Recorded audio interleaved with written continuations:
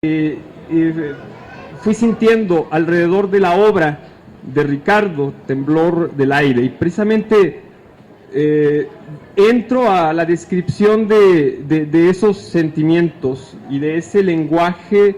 Voy a mejor a leer el texto. Temblor del Aire está dividido en 4 partes. En la ruta de mis días comienza con el dolor, porque sufrir es sangrar una herida del costado, lanzas que se hunden bajo la piel. Somos testigos del desprendimiento del hombre. El ojo es velero que viaja tempestades, náufrago de luz llora tormentas del orbe bajo las dentelladas dulce amargas de los semejantes que niegan el pan, sopesan la lengua y se escabullen como la muerte bajo el polvo, dejando buitres y gusanos donde hubo carne y huesos. Pues hasta aquí estamos viendo esa perspectiva que se abre en todo ser humano cuando comienza a hablar, que es el abismo. Muchas veces el abismo no lo vemos, pero cuando lo vemos nos provoca y nos cuestiona las preguntas fundamentales de la poesía. ¿Quiénes somos? ¿De dónde venimos? ¿O hacia dónde vamos? Y bueno, son las fundamentales. Sigo. En la ruta de mis días hay un diálogo con la muerte. Allí Ricardo nos muestra los abismos por los que su alma ha transitado. Su actitud metafísica se expresa en la desilusión de la esperanza, y que así nos dice, cito: Dios es el ojo, el cuchillo que extirpa, la mirada, la punzocortante máscara, sin pies, sin manos. Aquí Dios pierde su concepción antropomórfica, es lo que se expresa. ¿Sí? Es cruel y vengador, y sin embargo se busca. Aún en la ceguera se busca a Dios como se busca la carne de Cristo. Una característica de la poesía de Ricardo es, como vimos, la utilización de una simbología religiosa, predominantemente cristiana. Recordemos que en el catolicismo el dolor es la realidad que Dios nos dejó al expulsarnos del paraíso. De este modo, sabemos que venimos a sufrir para liberarnos luego de la carne en el polvo y el espíritu en el aire de la eternidad. Y es en esta transformación donde esperamos algo que venga del otro lado de la muerte, algo que ponga a temblar el aire. ¿Y qué acontecimiento pondría a temblar el aire? ¿Cuántas raíces subvertidas provocan el estrépito en el viento? ¿Cuánto dolor hace falta para cegar a la penumbra y aventar bajo su miedo morusas de luz con sueños de esperanza? Así es la ruta de mis días, sin aviso, sin Dios, sin templo, porque acercarnos el dolor como los pájaros aceptan el alba, porque Dios no está en el templo ni en los labios de nadie. Nótese aquí, Dios no está en los labios de nadie. Nadie que represente a Dios pertenece a Dios, porque al decirse mensajero de Él, Dios lo abandona. Dios está en la mirada. Así, Ricardo hace de la ruta de sus días un viaje hacia el interior de sí mismo.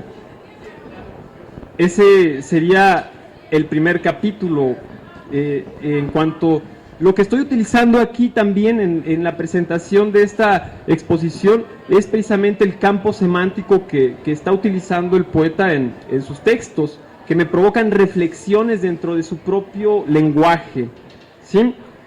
Desde tu horizonte, la segunda parte del libro llega a la calma, pero no a la paz. Esa calma que se pinta con Andino, esa calma de ver el color en movimiento, ese azul que es un verde que se aleja y se confunde con sí mismo, como el árbol que echa sus raíces en el aire, como la mansa voz que pudre el alarma en el reality show de la irrealidad. No hay paz. Podemos leer aquí cuando solo hay naufragios en los mares del sueño. Desde tu horizonte, la lluvia amplía los caminos pero no significa que nos deje avanzar. Hay que pedirle permiso a la vida para que un nuevo día nos permita avanzar.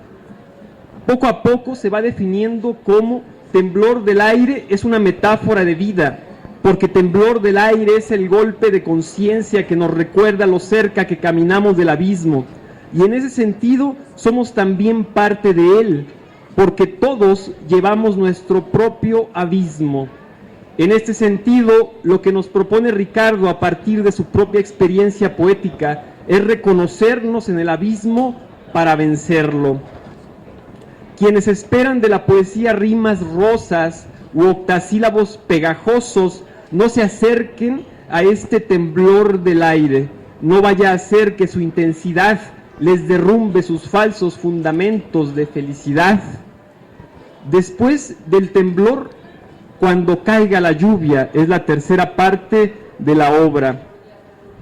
Cuando caiga la lluvia, como una bendición que viene de esa niña que fecunda la nube.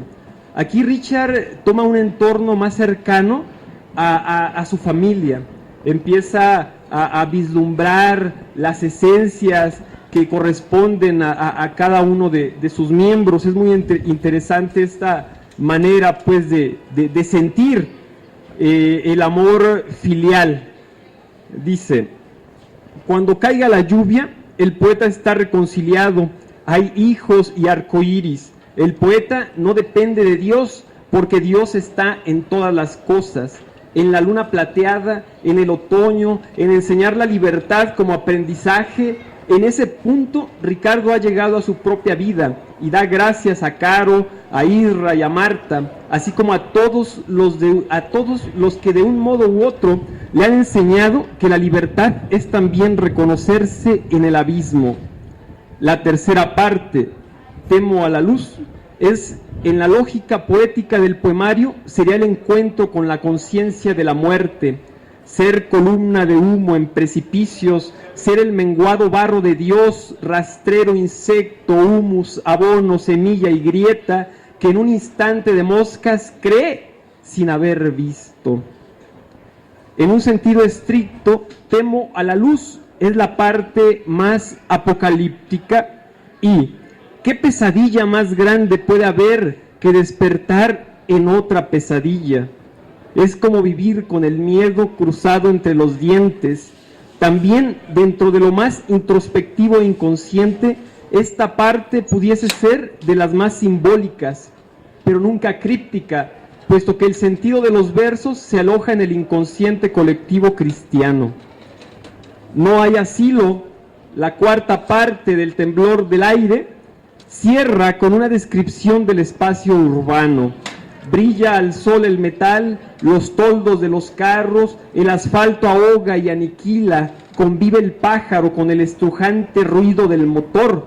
Este es el mundo, la vida en el caos organizado que fluye como un gran río en el que todos vamos. Esta es la vida, en la premura del olvidarlo todo por andar laberintos de concreto en el sin ton ni son humano. No hay asilo, es la parte más experimental de Ricardo en el sentido de la composición de las imágenes poéticas, la composición de los versos, así como su disposición en el espacio. En este sentido, me resta decir que No hay asilo abre una vertiente de composición poética a la cual Ricardo podría recurrir. Cierro mi presentación con este poema que alude al ave fénix, no como un hecho, sino como una pregunta. Y bueno, voy a pasar a leer este poema que quiero exponer y cerrar ahora sí mi participación. En mi espectro, expulsado del mundo con hambre y harapos, reniego de bullicios, me pierdo en alfabetos, cáscara, miga, heno. Hombre es hambre, habrá mejores mundos retoñando en salitre. Gracias.